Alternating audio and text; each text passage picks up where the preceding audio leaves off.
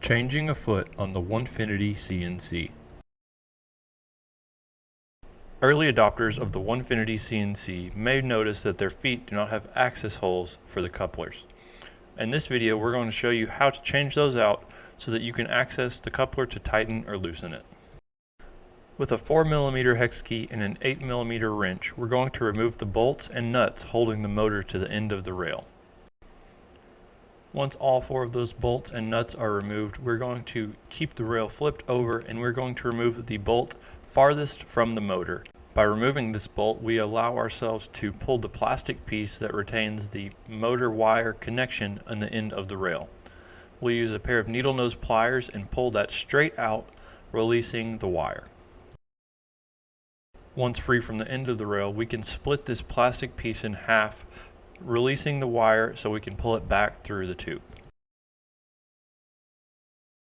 With our rail placed upside down on our table, I'm just pulling the wire through the tube. Then I'm going to pull the motor and half of the coupler off of the end of the rail and set that aside.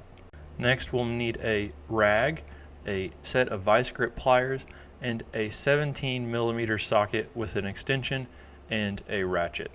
We're going to loosen and remove the white lock nut from the end of the ball screw, as well as the washer behind it. Once we've done that, we'll move to our ball nut and use a 4mm hex key to remove the 2 bolts holding it to the gantry. Next, we will release the foot from the end of the rail by loosening the 4 3mm bolts attaching it to the tubes. There are 2 bolts on top and 2 bolts on the bottom of the foot.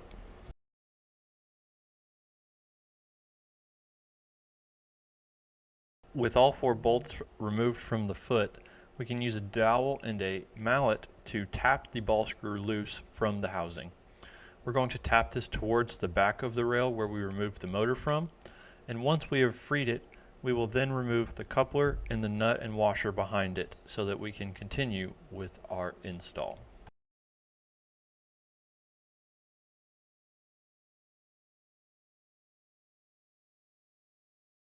Next, we'll use a 2.5mm hex key to loosen the bolt and free the coupler from the end of the ball screw.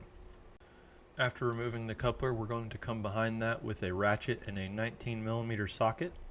We'll then take a small rag and put our vice grips around that to prevent scratching the ball screw, and we can remove that nut.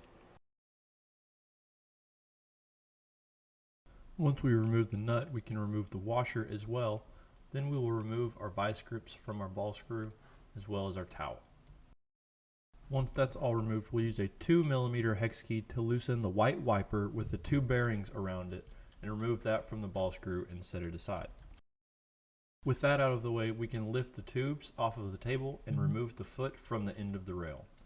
We're immediately going to replace this with our new foot with the added access holes to gain access to the coupler.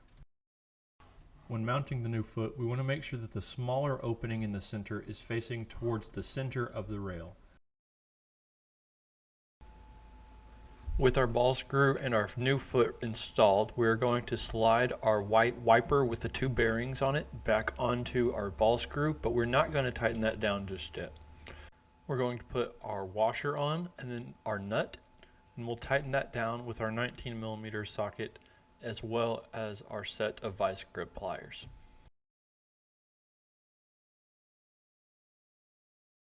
Once the nut has been tightened, we're now going to tighten our wiper and bearings against the washer. We're going to use a 2mm hex key to tighten that in place. After our white wiper is secured in place, we can go back to a 2.5mm hex key to tighten our coupler back onto the end of the ball screw.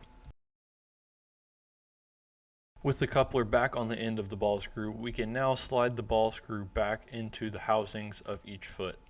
We're going to slide the white wiper with the 2 bearings on it back over the end of the ball screw on the foot. We're going to use a 2mm hex key to loosen the set screw and position that white wiper correctly on the ball screw. Before we secure the ball screw to the rail itself, we're going to reinstall our ball nut on our gantry block. We want to make sure that we slide the gantry block onto the ball nut, then we'll line up the holes and use the mounting bolts we removed earlier to secure it to the gantry block. We'll use a 4mm hex key to tighten those back down. Then we're ready to tighten the foot back in place using the bolts in a 3mm hex key that we used earlier. We'll put 2 on the bottom, then 2 on the top, and after that we're ready to reinstall our motor. We'll line up our coupler so that it indexes with the other half that is already attached to the ball screw. Once we've got our motor secured with the coupler, we're going to place the wire back through the tube, and we will resecure the front of the wire with the plastic retaining piece. With that plastic retaining piece back around the end of our wire, we're going to push it back into the front of the tubing, making sure that the hole on the bottom lines up with the bolt hole so that we can secure it in place with our last 3mm bolt.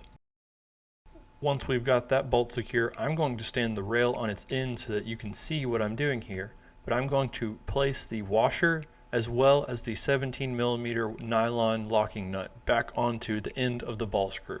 From here we'll use our vice grip pliers and our 17mm socket with our ratchet, and we'll tighten this down so that it is tight but the washer can still spin behind the nut. Over tightening this nut will result in the rail seizing or stalling while moving. Lastly, we're going to reinstall the 4mm bolts and 8mm nuts that hold the motor to the end of the rail. Completes changing a foot on the Onefinity CNC machine.